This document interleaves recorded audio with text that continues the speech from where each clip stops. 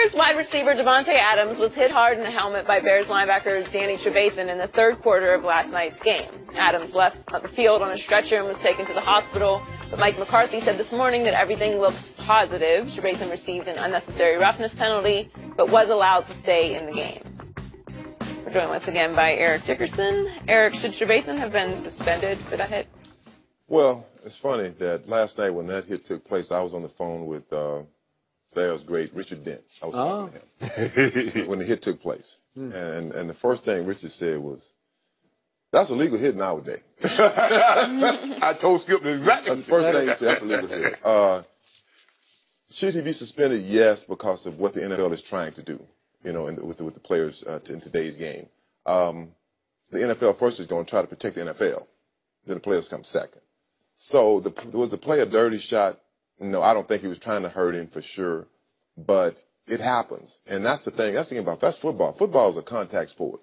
And when you're coming in, you can see the first thing Richard said, look, he's coming in already low. He ain't going to raise up. I say, I understand that, Dan. I say, but, you know, it's a dirty hit. He said, I know it's a dirty hit, but they shouldn't call it. I'm like, how they going to call that? That sounds just like that, too. Because the thing is that, you know, when we played, they would say, hold him up, hold him up. Yes.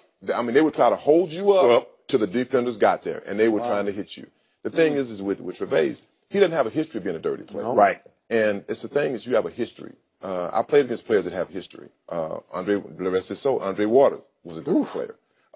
Our guy right here on FS1, Seth Joyner. I would get on him. Seth Joyner could be dirty. He was, like for Buddy Ryan. Yep. I was at a golf tournament. I didn't know who the guy was. Burfast. Is that Burfast? Vontez Burfast. I didn't know who he was. And some older player said, boy, he's dirty. I'm like, really? Oh, he's a dirty player. He played linebacker. See, you have a history. When you have a history of being dirty, you know, it follows you no matter where. Right. Yeah. So should he be suspended? I'm sorry to say yes, he should, just because of what the NFL is trying to do to protect players, supposedly. They are trying to protect them. They're trying to protect themselves, first of all. But I'd have to say he has to be. Yeah. By the way, Richard put a dent in you in that playoff game, didn't he?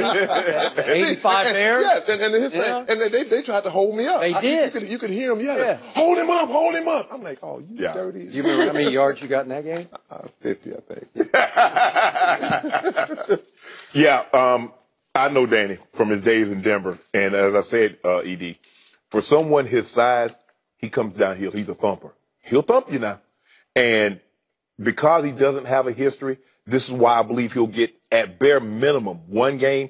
He might get two because national televised. Everybody saw this, and we're trying to protect the players. We're not trying to give out another $1 billion settlement. So we're going to make sure we're going to try to clean this up. Because remember, they used to have jacked ups. They used to have big hits, and they'd all package it together. And then when this loss is like, we don't want to glorify and glamorize that because that's what we're trying to get out of the ball game. They're doing the heads up. Yep. But he led with the crown of his helmet. He hit the guy directly in his face. It's not a good look for the NFL. Nope. And as I tweeted last night, it's going to be very difficult for the NFL not to sit him down. So I think he's going to get at bare minimum one game. He might get two. But because he doesn't have a history, I think that's why they'll be lenient on him if suspension is lenient. But if he'd had a history, he might got the Vontez perfect. He might have got 3 or 4 games for this hit. I agree.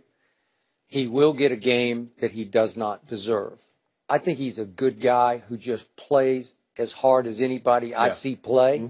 And he was rallying to the ball in a rivalry that most people don't understand. It's the oldest rivalry in pro football. And Bears are taught, and I covered the Bears for 3 years in Chicago, they are taught from rookie on, you hate those guys. Yeah. They're your arch rivals.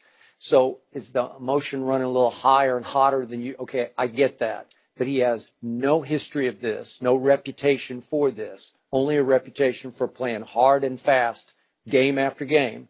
And I think he was victimized a little bit by a reaction of his teammates immediately that most people misinterpreted.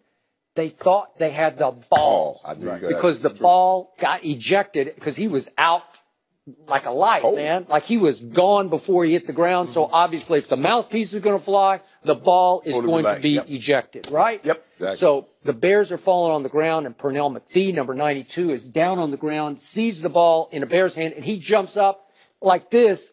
Well, he's celebrating the football Right. because it's 21-7, and they think Mike Glennon had just had one good drive, so maybe they think he's got one more inning and they can make it a ball game. Right. But it looked like they were celebrating an ugly hit, a scary bad hit, and I just don't. I wouldn't give him a game, but to your point, in today's NFL, they have to be in the mode of protecting the shield. And Robert, Yeah. we played the Raiders one year, Skip, and I was cooking them. Mm-hmm. And Greg Townsend was the defensive end. You know Town. Ooh. And I was cooking them. And we were pretty good friends. We would always talk during the game. I talked to him after the game, but I was cooking him that day. And caught one for like 52 yards. 52? You remember that? Touchdown? Yeah, I went to the house. Okay. And I was talking to Skip. You know, I had the ball like here and got a white daddy. I snatched it back from him. Really? So we came back on field for the next play. He said, hey, he told Dan Land and Eddie Anderson, man, y'all hit Sharp in the throat. We'll take this 15-yard penalty, but y'all need to get his ass up out of here. I'm like, Town, we cool. He's like, yeah, we cool, but he didn't get your ass up out of here. That's the way they fought. Okay. You play a rival like that, and if you see Adams, 38 has him up, but Adams is trying to push forward. Remember, that's the old door. You know, when somebody pushes the door, you push it. And when he caught him flush, Skip, he's getting the game at bare minimum.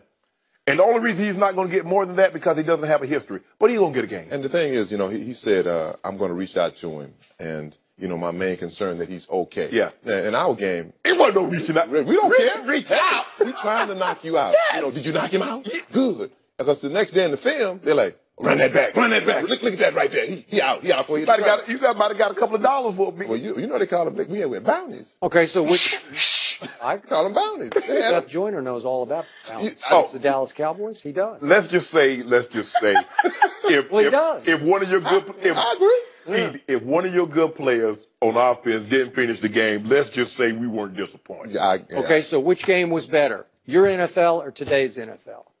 Our NFL. At the expense of? Yeah, you pay the price. We'll leave it there before we get in trouble. Eric, thanks for joining us. Will the Cowboys beat the Rams on Sunday? We'll discuss that next. Oh, you pay the price.